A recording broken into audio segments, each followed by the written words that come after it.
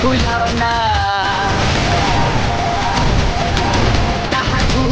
फुलल फुलौना कहियो आवाज पर जाई ताहार फुलल फुलौना कहियो आवाज पर जाई दिल के दरवाजा पर कोनो राज पर जाई दिल के दरवाजा पर कोनो राज पर जाई ताहार फुलल फुलौना ताहार फुलल फुलौना कहियो आवाज पर जाई ताहार फुलल फुलौना कहियो आवाज पर जाई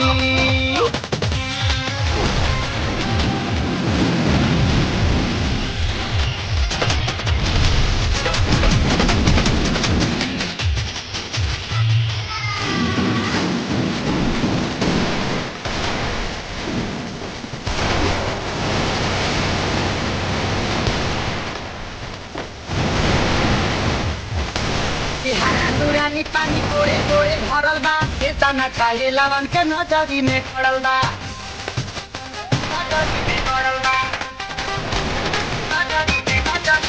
हरा दुरानी पानी पोड़े पोड़े भरल बा केतना खाए लवन के नजरी में पड़ल बा हक बना के तो पे के गुनाह पर जाई हक बना के तो पे के गुनाह पर जाई फुलल फुलौना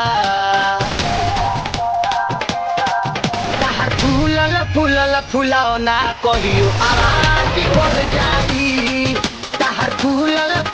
फुलौना कहियो आवाज पर जाई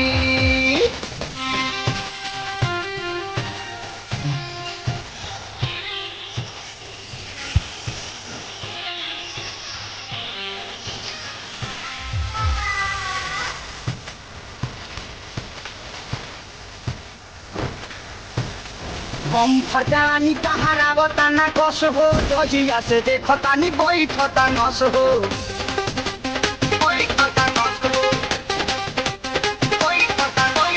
हम फटानी तहारा बताना कस हो दहिया से देखतानी बैठता नस हो